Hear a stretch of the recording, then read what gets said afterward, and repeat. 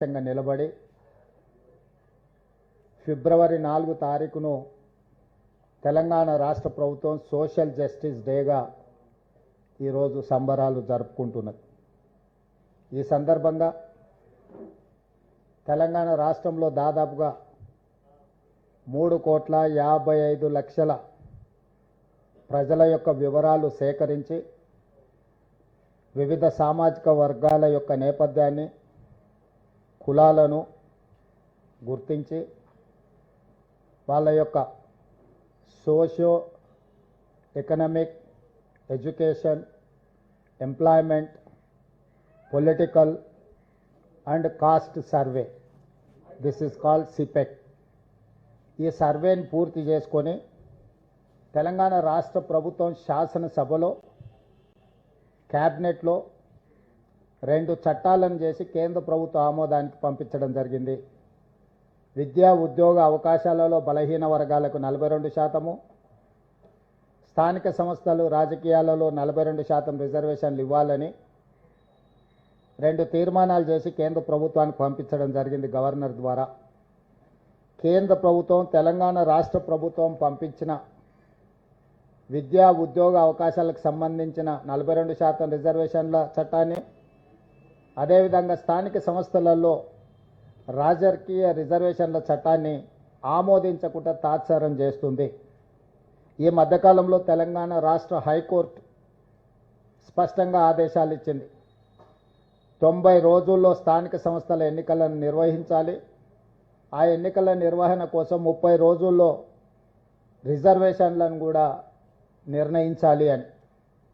ఈ నేపథ్యంలో కేంద్ర ప్రభుత్వానికి మేము పంపించిన బిల్లుల యొక్క ఆమోదం కోసం తెలంగాణ రాష్ట్ర ప్రభుత్వం తరఫున, కాంగ్రెస్ పార్టీ తరఫున మా మంత్రివర్గ సహచరులు, పార్లమెంట్ సభ్యులు కలిసి లోక్సభలో ప్రధాన ప్రతిపక్ష నాయకుడైన శ్రీ రాహుల్ గాంధీ గారిని, రాజ్యసభలో ప్రధాన ప్రతిపక్ష నాయకుడైన శ్రీ మల్లికార్జున్ ఖర్గే గారిని కలిసి కేంద్ర ప్రభుత్వం మీద ఒత్తిడి తీసుకొచ్చి తెలంగాణ రాష్ట్ర ప్రభుత్వం యొక్క బిల్లుల ఆమోదం కోసం పార్లమెంటులో కేంద్ర ప్రభుత్వం మీద ఒత్తిడి చేయడానికి విజ్ఞప్తి చేయాలని చెప్పి ఈరోజు కేంద్ర ప్రభుత్వం మీద ఒత్తిడి కోసం తెలంగాణ రాష్ట్ర ప్రభుత్వం తరఫున మేము ఇక్కడికి రావడం జరిగింది.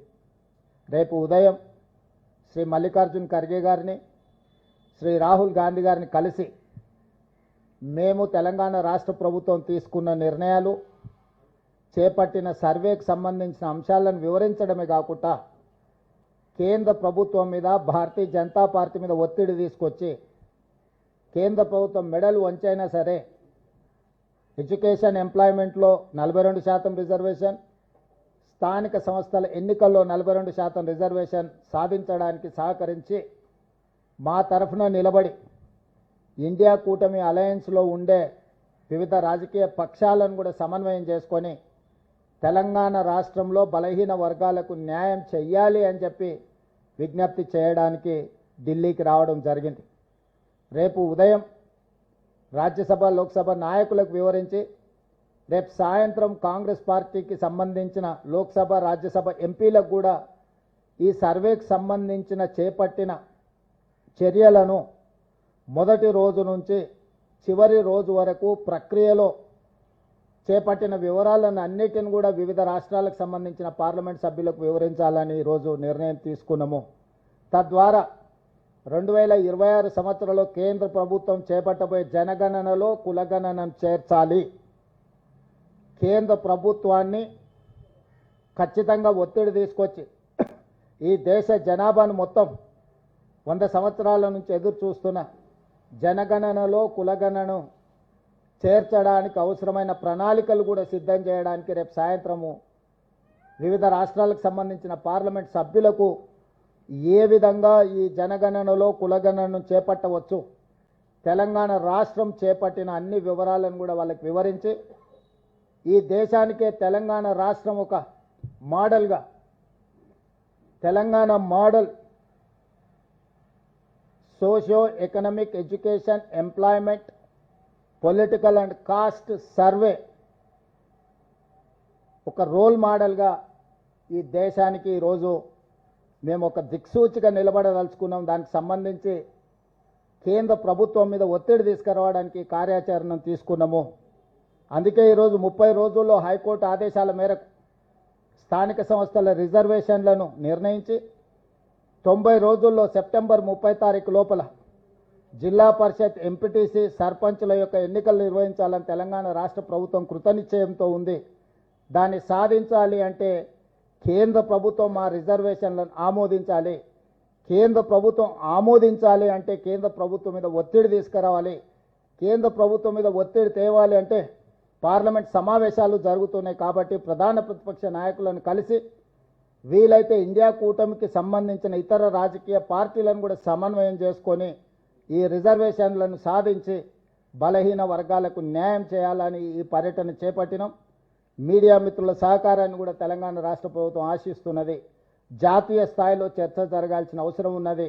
జాతీయ స్థాయిలో బీజేపీ ప్రభుత్వాన్ని, ఎన్డీఏ కూటమిని ఈరోజు మనందరం కూడా నిలదీయాలి. తద్వారా కొన్ని దశాబ్దాలుగా అణచివేతకు లోనవుతున్న బలహీన వర్గాలకు న్యాయం చేయాలని, ఏదైతే సోషల్ జస్టిస్ చేయాలని ఈరోజు రాహుల్ గాంధీ కాంగ్రెస్ పార్టీ అనుకుంటుందో దానికి సహకరించాల్సిందిగా విజ్ఞప్తి చేస్తున్నాం.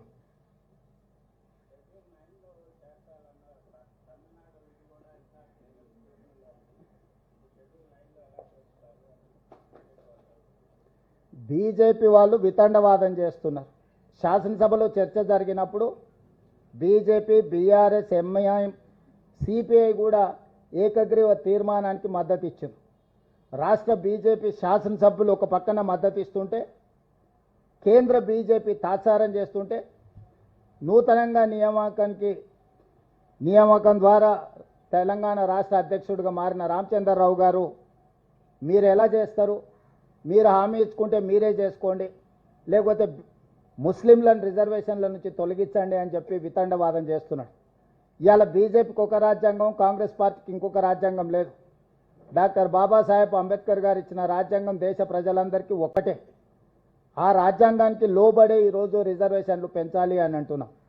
అదేవిధంగా భారతీయ జనతా పార్టీ తెలంగాణ రాష్ట్రానికి సంబంధించిన కిషన్ రెడ్డి నుంచి మొదలు పెడితే బండి సంజయ్ వరకు కేంద్ర మంత్రులుగా పనిచేస్తూ ముస్లిం రిజర్వేషన్లను మేము ఒప్పుకోము, తెలంగాణ రాష్ట్ర ప్రభుత్వం ముస్లింలను తొలగించే రిజర్వేషన్లను ప్రతిపాదిస్తే మేము మద్దతు ఇస్తామంటున్నా అని అంటున్నారు. వాళ్ళు అసలు వాళ్ళ అవగాహన ఉండి మాట్లాడుతున్నారా, అవగాహన లేకుండా మాట్లాడుతున్నారా నాకు తెలీదు. కానీ నేను సూటిగా కిషన్ రెడ్డి గారిని, బండి సంజయ్ గారిని నేను ప్రశ్నిస్తున్నా. నరేంద్ర మోడీ గారు జన్మించిన రాష్ట్రం గుజరాత్, నరేంద్ర మోడీ గారు ప్రాతినిధ్యం వహిస్తున్న రాష్ట్రం మహారాష్ట్ర. భారతీయ జనతా పార్టీకి మూలాలలో ఉన్న సిద్ధాంతకర్తలైన ఆర్ఎస్ఎస్ కేంద్ర కార్యాలయం మహారాష్ట్రలో ఉంది. ఈరోజు గుజరాత్లో, ఉత్తరప్రదేశ్లో, మహారాష్ట్రలో 40-50 సంవత్సరాల నుంచి ముస్లిం రిజర్వేషన్లు అమలు జరుగుతున్నాయి. నిజంగానే మీరు ముస్లిం రిజర్వేషన్లను తొలగించాలి అని అంటే, తొలగించే ధైర్యం, చిత్తశుద్ధి మీకుంటే గుజరాత్, నరేంద్ర మోడీ పుట్టిన రాష్ట్రంలో ముస్లిం రిజర్వేషన్లు తొలగించండి. ఈ దేశ ప్రధానమంత్రిగా, పార్లమెంట్ సభ్యుడిగా ప్రాతినిధ్యం వహిస్తున్న ఉత్తరప్రదేశ్లో మీరు ముస్లిం రిజర్వేషన్లను తొలగించండి. మీ ఆర్ఎస్ఎస్ కేంద్ర కార్యాలయం మహారాష్ట్రలో మీరు ముస్లిం రిజర్వేషన్లను తొలగించి అప్పుడు తెలంగాణ రాష్ట్ర ప్రభుత్వానికి మీరు సూచన చేయండి. మేము 3 రాష్ట్రాలలో రిజర్వేషన్లు తొలగించినాం, తెలంగాణ రాష్ట్రంలో కూడా తొలగించాలని చెప్పి వాళ్ళు మాట్లాడితే అర్థం ఉంటుంది. వితండవాదం చేయడం ద్వారా వాళ్ళు సాధించేదేం లేదు. ఇది ముస్లిం రిజర్వేషన్లను అడ్డుకోవడానికి చేస్తున్న కుట్రగానే మేము భావిస్తున్నాం తప్ప ఇంకొకటి కాదు. నిజంగానే భారతీయ జనతా పార్టీ, అమిత్ షా గారు ఒక మాట చెప్పారు, కొన్ని దశాబ్దాల క్రితం నుంచే మేము ముస్లిం రిజర్వేషన్లు అమలు చేస్తున్నాం గుజరాత్లో అని ఒక ఇంటర్వ్యూలో. మరి ముస్లిం రిజర్వేషన్లు అమలు చేస్తున్నాం, భవిష్యత్తులో మేము అమలు చేస్తామని చెప్పిన అమిత్ షా గారిని భారతీయ జనతా పార్టీ నుంచి సస్పెండ్ చేస్తారా? కాబట్టి ప్రజల్ని తప్పుదోవ పట్టించి ఒక భావోద్వేగాలను రెచ్చగొట్టి రాజకీయ ప్రయోజనం పొందాలని ఎవరినో ఒకరిని, ఒక వర్గాన్ని అడ్డం పెట్టి వాళ్ళని సాకుగా చూపించి రిజర్వేషన్లు అడ్డుకోవాలనే ప్రయత్నము ఈరోజు భారతీయ జనతా పార్టీ చేయదలుచుకుంటే ప్రజలు తెలంగాణ రాష్ట్రం నుంచి పూర్తిగా తూర్చిపెట్టేస్తారు బీజేపీ పార్టీని. అందుకే ఈరోజు ఇట్లాంటి వితండవాదాలకు తావివ్వకుండా తెలంగాణ రాష్ట్ర ప్రభుత్వం అమలు చేయదలుచుకున్న 42% స్థానిక సంస్థల ఎన్నికల్లో రిజర్వేషన్ల బిల్లును కేంద్ర ప్రభుత్వం తక్షణమే ఆమోదించడం ద్వారా బలహీన వర్గాలకు అండగా నిలబడుతున్నామని వాళ్ళు వాళ్ళ పట్ల అభిమానాన్ని ప్రకటించుకోవాల్సిన అవసరం ఉంది. కాంగ్రెస్ పార్టీ డిమాండ్ చేస్తుంది.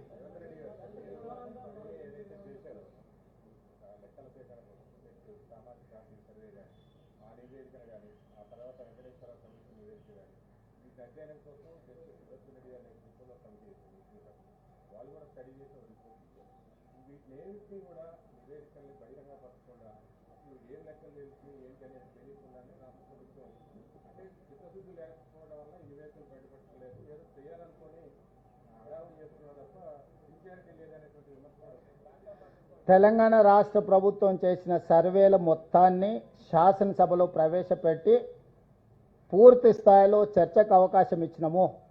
పర్సనల్ డేటా ప్రైవసీ యాక్ట్ ప్రకారం డిస్క్లోజ్ చేయడానికి వీల్లేదు. వ్యక్తుల యొక్క సమాచారాన్ని బహిరంగపరచకూడదు. వ్యక్తులకు సంబంధించిన సమాచారాన్ని బహిరంగపరచలేదు.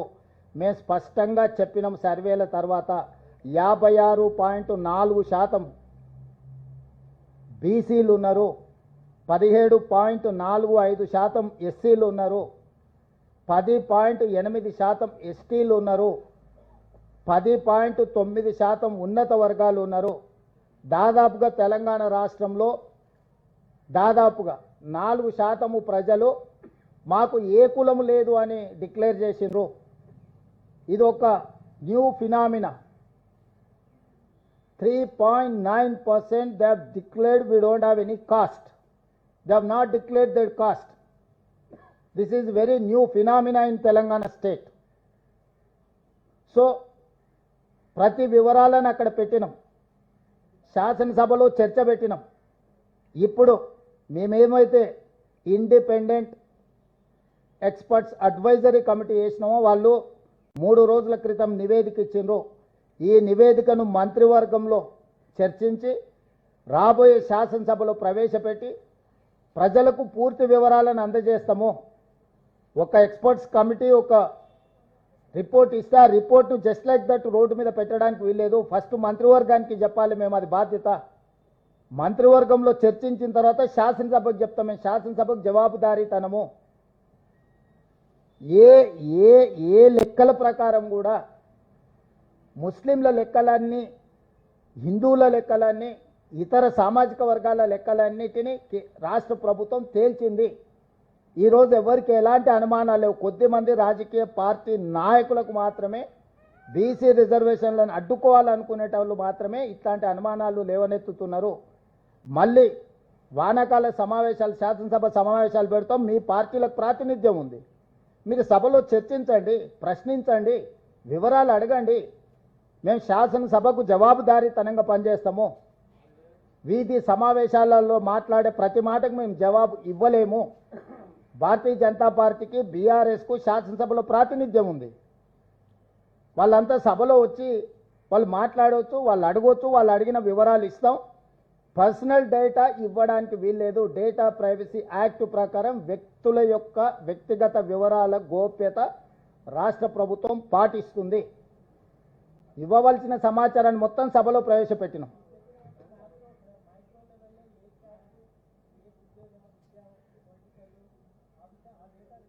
డేటా మొత్తం అఫీషియల్గా ఉన్నది. వాళ్ళకి యాక్సెస్ ఇస్తామని చెప్పినాము. పబ్లిక్ డొమైన్లో పెట్టేటప్పుడు మిగతా న్యాయపరమైన చిక్కులను కూడా చర్చించుకొని ఇవ్వాల్సి ఉంటుంది. ఇప్పుడు ఎనాలిసిస్ చేసి ఇచ్చిండ్రు వాళ్ళు. ఇప్పుడు ఎక్స్పర్ట్స్ కమిటీని అందుకే వేసినాం. కంప్లీట్ డేటా ఎనాలిసిస్ చేసి ఇప్పుడు నేను ఎలా చెప్పగలిగిన 3.9% they have declared as a no caste. మాకు కులమే లేదని 3.9% ఇచ్చిండ్రు. ఇదంతా డేటా ఎనాలిసిస్ చేసినాము. ఇది ఒక్క రోజు కోసం, ఒక సంవత్సరం కోసం చేసింది కాదు. అన్నిటినీ రేపు క్యాబినెట్లో చర్చించిన తర్వాత శాసనసభలో ప్రవేశపెడతాము.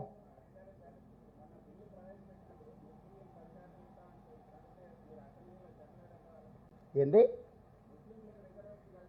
ఎవరు చెప్పిన? ముస్లింలకు అసలు రిజర్వేషనే లేదు. మత ప్రాతిపదికన 0 రిజర్వేషన్.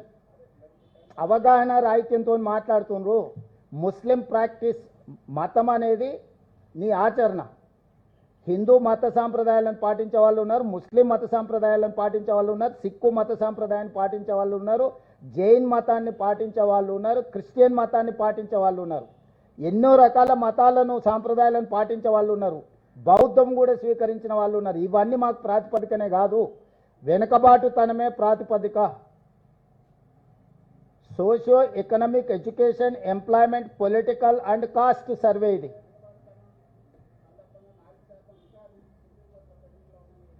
ఎవరు చెప్పారండి? ముస్లిం రిజర్వేషన్ ఎప్పటి నుంచో ఉంది. ఈ గ్రూప్ మాత్రమే 4.8. That is not for Muslims, that is for backward caste. మీ ఇంటర్ప్రిటేషన్లోనే, మీ అనువాదంలోనే తప్పులు ఉన్నాయి.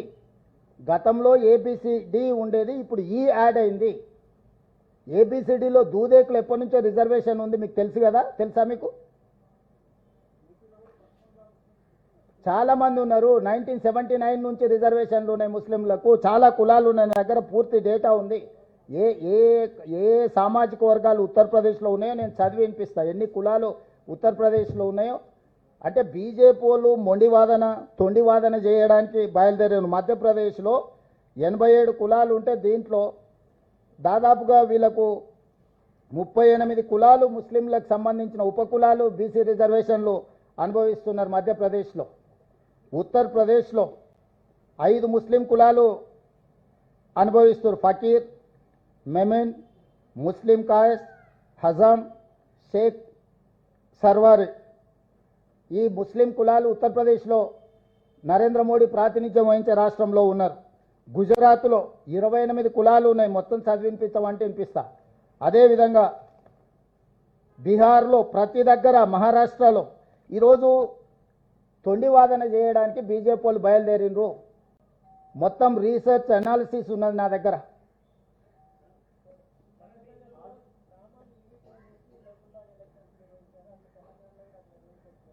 ఇప్పుడు చాలామంది చాలా చెప్తారు, నేను తెలంగాణ మోడల్ పాటించమంటున్నా. ఆయనకు ఎవరికో మధ్యప్రదేశ్ పసంద్ అయిన, మీకు చికెన్ బిర్యానీ ఇష్టం ఉంటే ఆ పక్కన ఉన్న ఆయనకు మటన్ బిర్యానీ ఉంటుంది, ఈయనకి ఎగ్ బిర్యానీ ఇష్టం ఉంటుంది. నీకు ఇష్టమైంది అందరు తినాలంటే కుదరదు కదా. Telangana is one of the best model, latest model. Telangana is the role model for the country. You have to adopt Telangana model. That's all. That is what my advice to prime minister. ఏది అమలు చేయకపోతే చెప్తాం, పార్లమెంట్లో చెప్తాం. అమలు చేయకపోతే వ్యూహం ఉంటుంది కదా. రైతు వ్యతిరేక 3 నల్ల చట్టాలు తీసుకొచ్చాడు మోడీ, అమలు చేయను అన్నాడు. అమలు చేయనంటే ఏం చేసినాం? బీజేపీ మెడలోంచి అమలు చేపించి, రద్దు చేపించి, దేశ రైతులకు క్షమాపణ చెప్పించినాం నరేంద్ర మోడీ తోటి. మొదట్లో వాళ్ళు అట్లనే అంటారు, బిగుసుకుంటారు. మేము కులగణన చేయమన్నారు. సుప్రీంకోర్టులో పోయి అఫిడవిట్ ఫైల్ చేసిండ్రు, మేము కులగణన చేయము అని. చివరికి ఇప్పుడు కులగణన చేస్తామన్నారు, ఆదేశాలు ఇచ్చిండ్రు. అనడం, పారిపోవడం అనేది బీజేపీకి సహజంగా ఉండే లక్షణమే కదా. అన్న ఇప్పుడు ఈ ఆర్డినెన్స్ పరిస్థితి అండి, ఆర్డినెన్స్. సో ఎస్,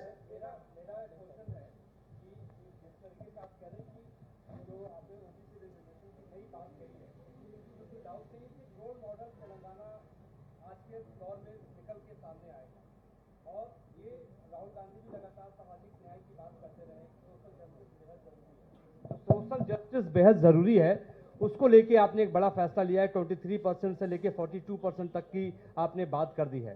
दिल्ली में कल आप पार्टी आला कमान के नेताओं से भी मुलाकात करने वाले हैं, जहां पे तमाम बड़े नेता शामिल होंगे। आपने पहले अपने भाषण में कहा कि सोनिया जी का विजन हम तेलंगाना में आगे लेकर बढ़ाएंगे। सोनिया अम्मा कह के हमेशा आप बुलाते हैं, उनको रहें।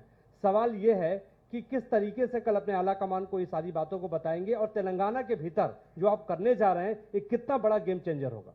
तो मैं एक बात साफ कहना चाहता हूं, इसीलिए हम तेलंगाना राज्य सरकार के तरफ से हमारे मंत्रीगण के साथ साथ हमारे लोकसभा राज्यसभा एमपीओ के साथ साथ कल हम लोग leader of opposition in Lok Sabha Rahul Gandhi ji से, leader of opposition in Rajya Sabha Mallikarjun खड़गे जी से कल सवेरे हम लोग मिलने वाले हैं।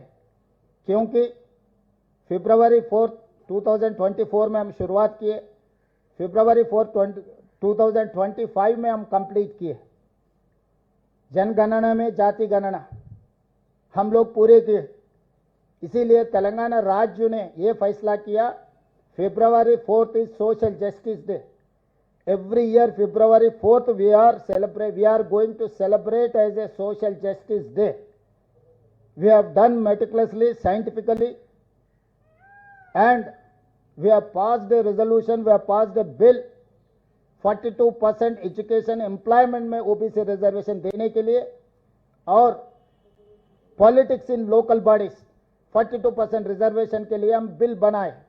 ये 2 बिल गवर्नर के थ्रू केंद्र सरकार को हम भेज दिए, बहुत महीने हो गए, केंद्र सरकार ने इसके बारे में कुछ फैसला नहीं कर रहा है। इसीलिए अभी लोकसभा राज्यसभा चल रहा है, इसीलिए सड़क से लेकर संसद तक लड़ने के लिए हम तैयार होकर तेलंगाना राज्य से हम सब लोग दिल्ली आ चुके हैं।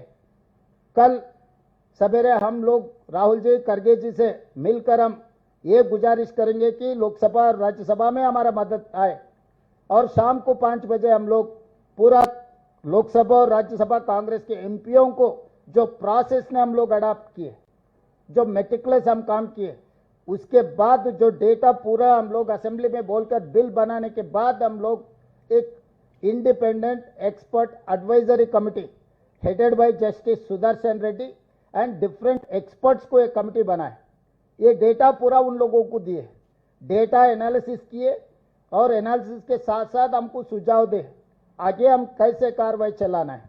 तो उन लोग भी सुझाव दिए, आने वाले कैबिनेट में हम लोग उसका अप्रूवल लेकर असेंबली में चर्चा में लागू करेंगे। उसके आगे हम लोग welfare, development, education, health and political reservation के लिए ये डेटा हम लोग इस्तेमाल करने वाले हैं। इसीलिए आज केंद्र सरकार ने हमें बात नहीं मान रहा है। इसीलिए हम लोग पूरा विपक्ष के नेताओं को पूरा जमा करके लोकसभा और राज्यसभा में हम लोग भारतीय जनता पार्टी सरकार, एनडीए सरकार को हम लोग वहां पर जवाब दिए जैसा, हमारे बिल पास किए जैसा हम लोग लोकसभा राज्यसभा में कार्याचरण लेने वाले हैं। इसीलिए हम लोग दिल्ली आए, विपक्ष के नेता लोगों से हम मिल रहे हैं। कल कांग्रेस पार्टी को और दूसरे पक्षों का नेता लोगों से हम मिलकर हम ये रिक्वेस्ट कर देंगे, तेलंगाना मॉडल जो बनाया जनगणना में जाति गणना, वो मॉडल केंद्र में लागू करना और तेलंगाना में, क्योंकि पिछले महीने में तेलंगाना हाई कोर्ट हम लोगों के जजमेंट दिया हुआ है, 30 दिन में लोकल बॉडी में रिजर्वेशन तय करो, 90 डेज में चुनाव पूरे करो। तो हम लोग 30 दिन में 42% देना है तो पहले बिल पास होना। इसीलिए हम लोग दिल्ली आए, हम मदद मांग रहे हैं। पत्रकारों से भी हमारा गुजारिश है कि आप लोग पूरा मदद करो। ये किसी व्यक्ति के लिए नहीं, एक जाति के लिए 100 साल के बाद 1931 में ब्रिटिशर्स ने किए, उसके बाद हम लोग ने किया, तेलंगाना ने किए। 100 साल के बाद ये मुद्दा आए, ये मुद्दा को हम अमल किए। जब मंडल कमीशन आया, पूरी तरीका से मंडल कमीशन लागू नहीं हुए। मंडल कमीशन भी रिपोर्ट दिया हुआ है ये ओबीसी बैकवर्डनेस के बारे में, मगर तब पॉलिटिकल क्राइसिस कुछ था। मगर आज के तारीख में हम लोग सब तैयार होकर आने वाले दिनों में केंद्र सरकार को कैसे जवाब देना, केंद्र सरकार से हमारा जो काम है काम लेना, उसके लिए हमारा रणनीति तैयार है। वही हिसाब से हम लोग आगे लड़ने वाले। आगे हम लोग ओबीसी रिजर्वेशन लागू करेंगे। 2029 Lok Sabha elections is the litmus test for OBC reservation बढ़ाने के लिए। पहले केंद्र सरकार ने कहा जनगणना में हम जाति गणना नहीं करेंगे, सुप्रीम कोर्ट भी एफिडेविट दिया हुआ था, मगर तेलंगाना में हम ये करके दिखाए। उसके बाद केंद्र सरकार ने उनके सोचधारे को बदल लिए।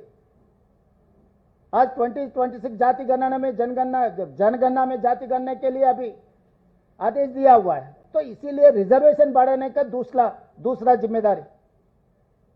अभी तक जनगणना में जाति गणना करने के लिए केंद्र सरकार तैयार नहीं था, मगर तेलंगाना में हम लोग ये काम करके दिखाए, कैसे करना, एक रोड मैप बना दिए, रास्ता दिखाए।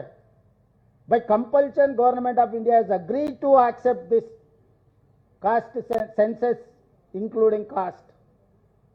तो आगे हम रास्ता दिखाएंगे। अगर रास्ता खो गए तो मोदी जी सरकार ने हम रास्ता दिखाएंगे, हम टार्च बेरर बनेंगे। जो राहुल गांधी ने वादा किया है वो सोने का लकीर है। जब भारत जोड़ो में कन्याकुमारी से लेकर कश्मीर तक 150 दिन 4000 किलोमीटर पदयात्रा में तेलंगाना में 25 दिन राहुल गांधी ने पदयात्रा किया था, कुछ कम 400 किलोमीटर। तब वादा किया था तेलंगाना जनता को, कांग्रेस का सरकार बना दो, हम लोग तेलंगाना राज्य में जनगणना में जाति गणना करने के लिए। राहुल गांधी वादे के ऊपर तेलंगाना राज्य में हम लागू किए। फरवरी 4 तारीख 2024 में हम शुरू किए, फरवरी 4 2025 में हम पूरा किए। फरवरी 4 is social justice day for Telangana state. तो भारतीय जनता पार्टी कुछ भी बोलने दो, कुछ भी बहाना बोलने दो। कुछ लोग बोल रहे हैं मुस्लिम रिजर्वेशन निकाल दो, इसमें से 10% मुस्लिम को हटा दो, हम मदद देंगे। मैं सीधा सीधा बीजेपी नेता लोगों को सवाल करना चाहता हूं। नरेंद्र मोदी जी का जो जन्म लिए गुजरात में, आज के तारीख में नरेंद्र मोदी जी जहां से लोकसभा रिप्रेजेंटेशन कर रहे हैं उत्तर प्रदेश से, और जहां पर आरएसएस केंद्र कार्यालय महाराष्ट्र नागपुर से, 3 राज्यों में आप मुस्लिम को हटा दो।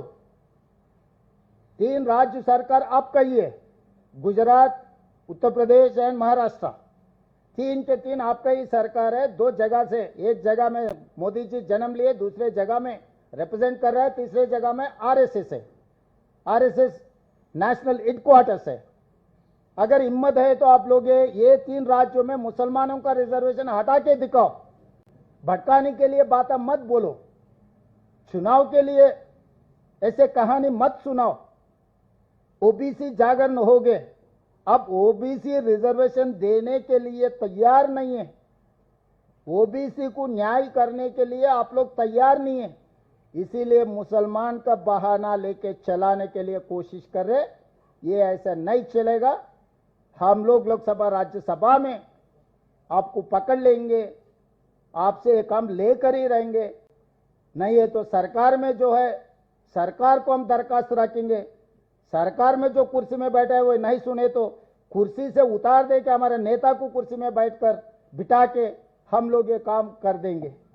सर, राष्ट्रपति गवर्नर దగ్గర పెండింగ్ లో ఉన్న బిల్లులు ఆర్డినెన్స్ పరిస్థితి ఏంటి sir? What is the status? అదే కదా చెప్పిన, అదే కదా ఇవ్వాల్సింది. ఏదో ఎక్స్ప్లెనేషన్ అడిగారు సెంట్రల్ స్టేట్ గవర్నమెంట్ అని అడిగారు. ఒక్క నిమిషం చెప్పండి. వాళ్ళ పిచ్చోళ్ళ, వాళ్ళకి ఏం తెలుసు? పిచ్చోళ్ళ గురించి ఏంది మనం మాట్లాడుకునేది? ఎవడు చెప్పిండంట వాళ్ళకు? ఎవడు చెప్పిండంట? ఇక దాసోత్సవం గురించి కూడా నువ్వు చర్చ చేస్తున్నావు అంటే కొంచెం నీ స్టేటస్ని చెక్ చేయించాలి. వాళ్ళు క్లారిఫికేషన్ అడిగింది, అది ఆల్వేస్ నువ్వు ఏ బిల్లు పంపించినా సమాచారం అడుగుతారు, దానికి సంబంధించిన వివరాలు అందించడం అయిపోయింది. అది ఇప్పుడు కేంద్ర ప్రభుత్వం నిర్ణయం తీసుకోవాలి. ఒకవేళ ఆ డీటెయిల్స్ ఉన్నాయి, అవి ఇస్తాం. వాళ్ళు ఏం అడిగినా నిన్న బీజేపీ ఒకవేళ అదే మేము పంపించిన సమాచార లోపం ఉంటే ఆ పాయింట్ చెప్పేటోళ్ళు, అది చెప్పట్లేదు. ఒక ఎమోషనల్ ఇష్యూ తీసుకొచ్చి చెప్తున్నారు, ముస్లింలను తొలగిస్తే మేము మద్దతు ఇస్తామని. అది అర్థం లేని వాదన, అర్థం పర్థం లేని వాదన. ముస్లిం పేరు మీద రిజర్వేషనే లేదు, ఇచ్చేదే లేదన్నప్పుడు చెప్పేది ఎవరు? ముస్లింలకు రిజర్వేషనే ఇవ్వడం లేదు, వెనుకబాటుతనం ప్రాతిపదికన రిజర్వేషన్లు ఇస్తున్నాము. ఆ వెనుకబాటు ప్రాతిపదికన నువ్వు ఏ ప్రాక్టీస్ అయినా చేయొచ్చు. నువ్వు క్రిస్టియన్ ప్రాక్టీస్ చేస్తున్నావా, నువ్వు ముస్లిం ప్రాక్టీస్ చేస్తున్నావా, నువ్వు సిక్ చేస్తున్నావా, జైన్ చేస్తున్నావా, లేకపోతే బుద్ధిజం తీసుకున్నావా, లేకపోతే హిందూయిజంలో నువ్వు ఉన్నావా? It is nothing to do with our reservation. Reservation is based on the socio economic education, employment, political and caste. This is nothing to do with religion. There is no such reservation for religion. They have to understand that. If such thing is real,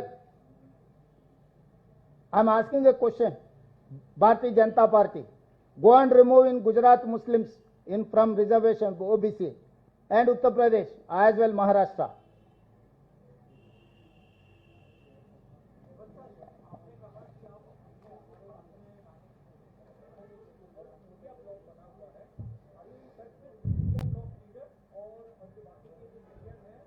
हमारे MP लोग, हमारे लोग चर्चा करेंगे, क्योंकि पहले हमारे नेता को पहले बोलने के बाद नेता से और पार्टी से एडवाइस लेके, परमिशन लेके और बाकी पॉलिटिकल पार्टियों से हम नेगोशिएट करेंगे, अब उनका मदद लेंगे। क्योंकि पिछले पार्लियामेंट सेशन के समय पर हम लोग जनता मंदिर में धरना किए थे, तब 16 पार्टी के नेतृत्व में कुछ कम 55 एमपी लोग वहां पर हाजिर हुए थे।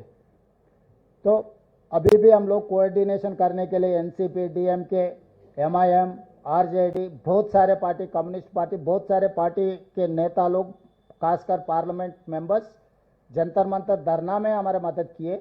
तो आगे भी ये एक दिन में काम होने वाले नहीं है, एक दिन में एनडीए सरकार सुनने वाले नहीं है। చూద్దాం, ఇంకా ఎత్తుగడలు ఉంటాయి కదా.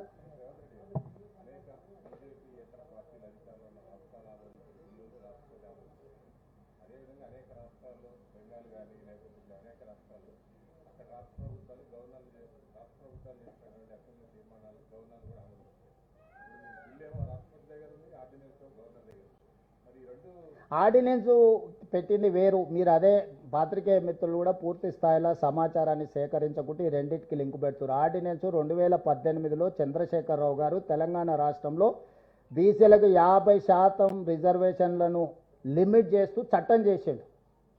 మేము ఆ లిమిటేషన్ తొలగించడానికి ఆర్డినెన్స్ పంపించినాము. 42% రిజర్వేషన్లు విద్యా ఉద్యోగ అవకాశాలలో రాజకీయ రిజర్వేషన్లు పంపించిన బిల్లులు వేరు. 2018లో తెలంగాణ రాష్ట్రంలో చంద్రశేఖరరావు గారు రిజర్వేషన్లను 50%కి పరిమితి చేస్తూ పంచాయతీరాజ్ చట్టాన్ని సవరించిండు. 50% కంటే ఎక్కువ రిజర్వేషన్లు ఇవ్వకుండా చంద్రశేఖరరావు గారు బీసీలకు అన్యాయం చేసిండు చట్టం చేయడం ద్వారా. ఆ చట్టాన్ని తొలగించడానికి మేము ఆర్డినెన్స్ తెచ్చినాం. ఎందుకంటే మాకు హైకోర్టు ఆదేశాలు ఇచ్చింది, మీరు తక్షణమే 30 రోజుల్లో రిజర్వేషన్లను నిర్ణయించండి, 90 రోజుల్లో స్థానిక సంస్థలు ఎన్నికలు చేయండి అని తెలంగాణ రాష్ట్ర హైకోర్టు ఆదేశాలు ఇచ్చింది. కాబట్టి ఈ ఆదేశాల నేపథ్యంలో మేము చంద్రశేఖరరావు పంచాయతీరాజ్ చట్టంలో పెట్టిన నిబంధనను తొలగించడానికి మాత్రమే ఆర్డినెన్స్ ఇచ్చినాము. మేము గతంలో చేసిన 42% reservation education employment and political service, these 2 bills separate from this ordinance. దానికి దీనికి ఎలాంటి వివాదం లేదు, చిక్కు లేదు, ప్రతిబంధకము లేదు. ఆర్డినెన్స్ లో సబ్ కేటగరైజేషన్ చేశారా సార్? ఆర్డినెన్స్ లో సబ్ కేటగరీ దేంట్లో మీరు తీసుకొచ్చిన ఆర్డినెన్స్ లో దేంట్లో సబ్ కేటగరైజేషన్ చేయలేదు, ఉన్నది ఉన్నట్టుగానే దాంట్లో ఉన్న సబ్ కేటగరైజేషన్ అని ఇంతవరకు రిజర్వేషన్ల మీద చర్చనే లేదు. కామారెడ్డి డిక్లరేషన్ కాంగ్రెస్ పార్టీ చేసిన సబ్ కేటగరైజేషన్ ఆ పర్సంటేజ్ వచ్చినాక అప్పుడు సబ్ కేటగరైజేషన్ మీద పోదాం. మీకు బ్లాంకెట్గా ఒక కోటా అలాట్ అయిన తర్వాత సబ్ కేటగరైజేషన్ ఎట్లా చేయాలా, ఏం చేయాలని దాని మీద కూడా ఒక ఎక్స్పర్ట్ ఒపీనియన్ తీసుకోవాలి. ప్రతి వాళ్ళు మేము అత్యంత వెనుకబాటుతనంతో ఉన్నాం, మా రిజర్వేషన్లు పెంచాలంటారు. ప్రతి వాళ్ళు ఒక నెంబర్ చెప్తున్నారు. సో ఇప్పుడు ఈ డేటా ముందర పెట్టుకొని అన్ని రకాల ఎనాలిసిస్ చేసినాం. ఇప్పుడు ఇండిపెండెంట్ ఎక్స్పర్ట్స్ అడ్వైజరీ కమిటీ ఇచ్చిన నివేదికను సభలో పెట్టి చర్చ చేసి తద్వారా మీ అభిప్రాయాలు అందరూ కూడా పరిగణలోకి తీసుకుంటాం. వాళ్ళకి చిత్తశుద్ధి లేదని, అఖిలపక్షానికి నాయకుడు లేడు, ఆయన నిద్రపోతున్నాడు పాపం, పిల్లలేమో ఉబలాట పడుతురు. ఆ పిల్లలకేమో కోతులకు కొబ్బరికి సిక్క దొరికినట్టు ఆయన ఇంట్లో వండుకోవడంతో ఆ కుర్చీలో కూర్చున్నామని ఆ కోతులన్నీ దుంకులాడుతున్నాయి. ఆ కోతులను పెట్టుకొని ఏడిపోతావు, తాను జడివిన కోతి వనవాళ్ళ జడిచాయని వెనకటికో సామెత ఉంది తెలుసు కదా. ఇంకో తోకపార్టీ అయినా ఆయన చెప్పిన మేము సహకరించామని ఇంకెవరిని తెచ్చుకోవాలి. ఎంఐఎం ఎట్లాగో ఎంపీ ఉన్నాడు పార్లమెంట్లో, ఆయన సహకారం ఎట్లాగో రేపు తీసుకుంటాము.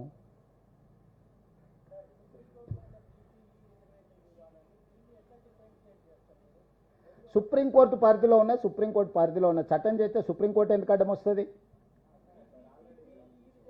కరెక్టే విజయభాస్కర్ గారు, మీరు నా పాయింట్ అర్థం చేసుకుంటలేరు. మనం చట్టం చేసుకుంటే చట్టం ఒకటి ఉంటే అక్కడ అమలు జరుగుతున్నది ఇంకొకటి అయితే కోర్టు ఇంటర్వ్యూన్ అవుద్ది.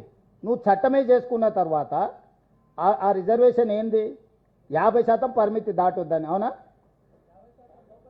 50% లోపల ఉండాలనే కదా వాళ్ళు చెప్పింది. అదే చెప్తున్నా, అదే అట్లాంటి ముస్లిం రిజర్వేషనే లేదు, అదే చెప్పిండ్రు వెనుకబాటుతనమని.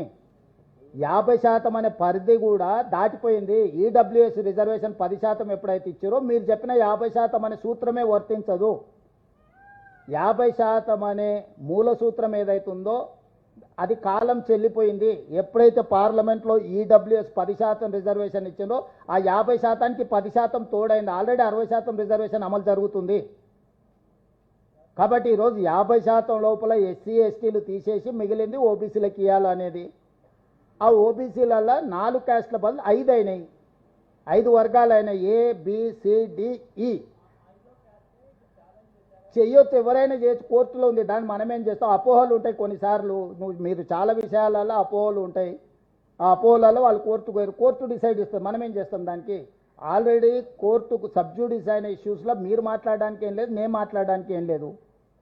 కొంతమంది వితండవాదులు ఎప్పుడు కొన్ని వాదిస్తుంటారు, దాన్ని కోర్టే జవాబు చెప్తుంది. మీరు చెప్పలేరు, నేను చెప్పలేరు. నేను ఒకవేళ సుప్రీంకోర్టు చీఫ్ జస్టిస్ని అయితే డెఫినెట్గా చెప్తా మీరు అడిగింది. నేను చీఫ్ మినిస్టర్ని కాబట్టి ప్రభుత్వంలో చేసేది మాత్రమే చెప్పగలను.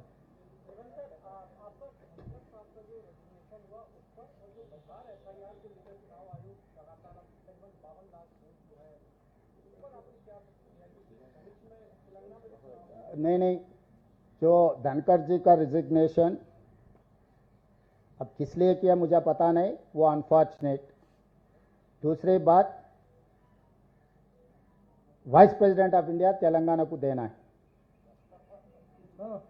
क्योंकि पिछले बार हमारा वेंकैया नायडू था, राष्ट्रपति बनाने के लिए चर्चा हुए, उनका अन्याय किए, वापस भेज दिए दिल्ली से, घर खाली करवा दे के तेलुगु भाषा बोलने वाले को आप घर वापसी कर दिए. तो उसको सुधारने के लिए हमारे बंडारू दत्तात्रेय जी का खाली हरियाणा गवर्नर का जिम्मेदारी खत्म हो गए, और बंडारू दत्तात्रेय जब केंद्र मंत्री था, उनका केंद्र मंत्री खींच लेके किशन रेड्डी को दे दिए.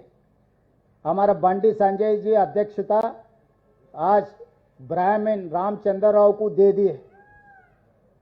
तो साउथ और खासकर तेलंगाना में जितने भी ओबीसी है, सबका गल्ला काट दिए एनडीए ने. सो 100 पुन माफ करने के लिए दत्तात्रेय जी को वाइस प्रेसिडेंट बनाया तो ठीक रहता है, क्योंकि तेलंगाना को आप इतना अन्याय नहीं कर सकते. देश में हिंदी के बाद दूसरी भाषा तेलुगु ज्यादा बोलने वाले, पहला हिंदी है, दूसरा तेलुगु है, तीसरा बंगाली है. तो साउथ पर्टिकुलर तेलुगु हमारे लोगों को अन्याय किए. मैं एनडीए सरकार से ये डिमांड कर रहा हूं, क्योंकि ओबीसी का चर्चा बहुत तेजी से चल रहा है. ओबीसीओं का केंद्र मंत्री था दत्तात्रेय, गल्ला काट दिए. बंडी संजय जी अध्यक्ष था, उनका भी गल्ला काट दिए. तो इसीलिए दत्तात्रेय जी को अगर वाइस प्रेसिडेंट बनाया तो थोड़ा बहुत आपका गुनाह कुछ माफ हो जाएंगे. అది నాకు తెలీదు. నేను తెలంగాణ ప్రజల తరఫున ఒక ఓబీసీకి న్యాయం చేయాలి, దత్తాత్రేయ గారికి న్యాయం చేయాలని చెప్తున్నా. అప్పుడు భారతీయ జనతా పార్టీ ఎన్డీఏ ప్రభుత్వము యూపీఏ పక్షాలను సంప్రదించినప్పుడు అప్పుడు పార్టీ నిర్ణయం తీసుకుంటుంది. పార్టీ నిర్ణయాలను ఎన్డీఏ కూటమి నిర్ణయాన్ని ప్రకటించడానికి నేను ఇక్కడ లేను. తెలంగాణ ప్రజల పక్షాన తెలంగాణకు ప్రాతినిధ్యం ఉండాలి. ఢిల్లీలో ఎదిగిన మా ప్రాంత నాయకత్వాన్ని కేంద్ర ప్రభుత్వము ఎన్డీఏ పూర్తిగా తలలు కోసేసి నాయకత్వమే లేకుండా చేసే ప్రయత్నం చేస్తున్నారు. ఇది ఒక కుట్ర. ఆ కుట్ర తెలంగాణ ప్రజలు గమనిస్తున్నారు. కాబట్టి దత్తాత్రేయ గారు లాంటి వాళ్లకు వైస్ ప్రెసిడెంట్ ఇస్తే సౌమ్యుడు, అందరు ఆమోదయోగ్యం ఉంది. మొన్నటికి మొన్న ఉన్న గవర్నర్ పదవి కూడా దత్తాత్రేయ గారిని తొలగించిండ్రు. హర్యానాకు ఉన్న దత్తాత్రేయ గారు గవర్నర్ పదవి కూడా తొలగించింది. కాబట్టి వారికి ఉపరాష్ట్రపతి పదవి ఇవ్వడం ద్వారా తెలంగాణ ప్రజల యొక్క ఆత్మగౌరవాన్ని మోడీ గారు గౌరవించాలని నేను డిమాండ్ చేస్తున్నా.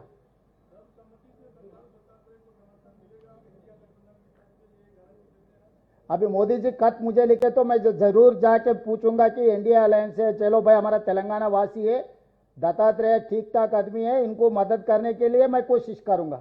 मगर मैं वादा नहीं कर सकता हूं, क्योंकि ये एआईसीसी लेवल पे चर्चा करना है. AICC has to decide all this such thing. This is not in my purview, but definitely on behalf of Telangana, definitely I will request my leadership. తెలియదు, అవన్నీ పార్టీ నిర్ణయం తీసుకోవాలి. కాంగ్రెస్ తెలంగాణ ఎంపీలు, కేరళ ఎంపీలు ఇట్లా సపరేట్ ఉండరు. కాంగ్రెస్ ఎంపీలు అంటే కాంగ్రెస్ ఎంపీలు, కాంగ్రెస్ పార్టీ నిర్ణయం తీసుకుంటుంది.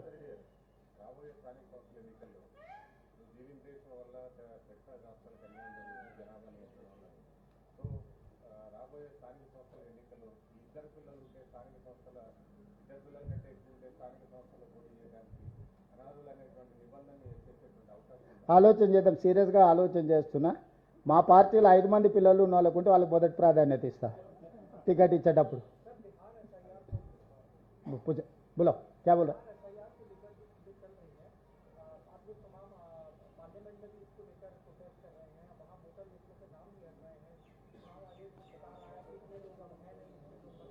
क्या भविष्य में